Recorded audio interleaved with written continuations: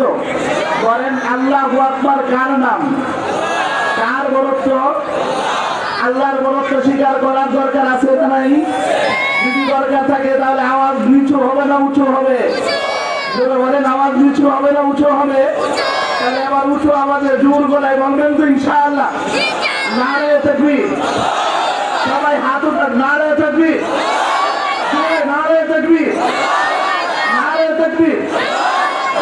কারণ ইমানের পাওয়ার বাড়ানোর দরকার। আজকে জামিয়া আরাবিয়া আয়েশা সিদ্দিকা রাদিয়াল্লাহু তাআলা আনহা মহিলা মাদ্রাসা থেকে আমাকে আলোচ্য বিষয় দেওয়া হয়েছে যে ইসকন নিয়ে আলোচনা করার জন্য, হিন্দুত্ববাদী উগ্র সংগঠন ইসকন নিয়ে আলোচনা করার জন্য আমাকে বলা হয়েছে। হিন্দুত্ববাদী উগ্র সংগঠন ইসকন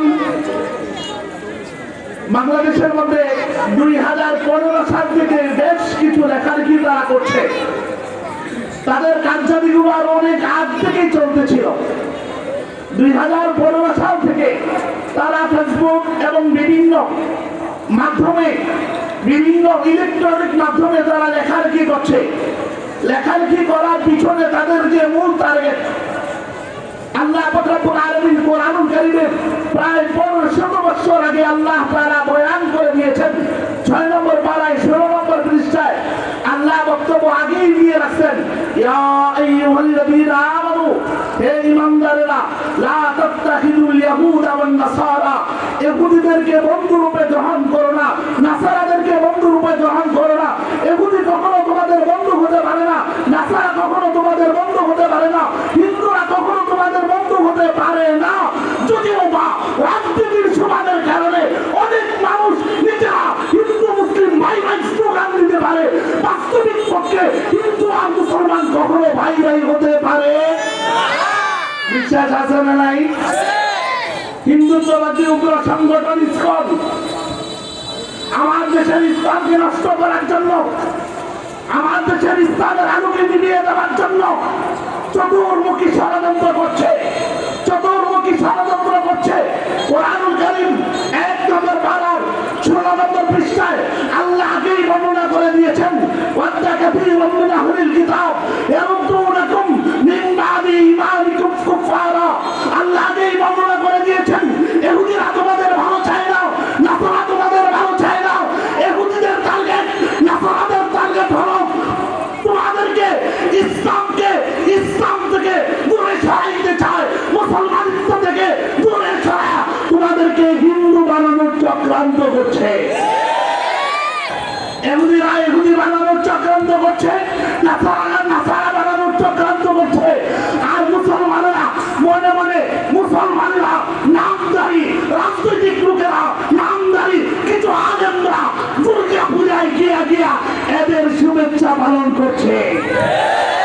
তো আফসোস লাগে, বাংলাদেশের মধ্যে আমরা যাদেরকে আলেম মনে করে উচ্চ লেভেলের স্থান দিয়েছি, তাদেরকে যখন দুর্গা পূজায় আমরা দেখি, তাদেরকে যখন মাহফিলে গিয়া ভোট চাওয়ার জন্য শুকর আদায় করে এমন অবস্থা দেখি, তখন আমাদের মুসলমানের একটা গাইরত আছে না নাই?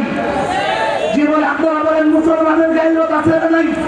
মুসলমানের গাইরত কি?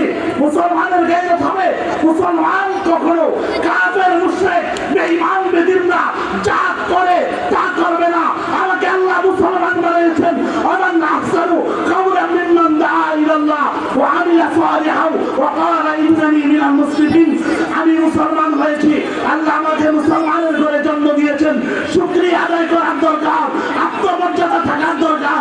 হিন্দুদের দুর্গা পূজায় গিয়া, হিন্দুদের দুর্গা পূজায় গিয়া তোমরা শুভেচ্ছা বিনিময় করার জন্য আল্লাহ তোমাকে মুসলমান বানায় নাই, মুসলমান বানিয়েছিল এক আল্লাহর কাছে আত্মসমর্পণ করবা।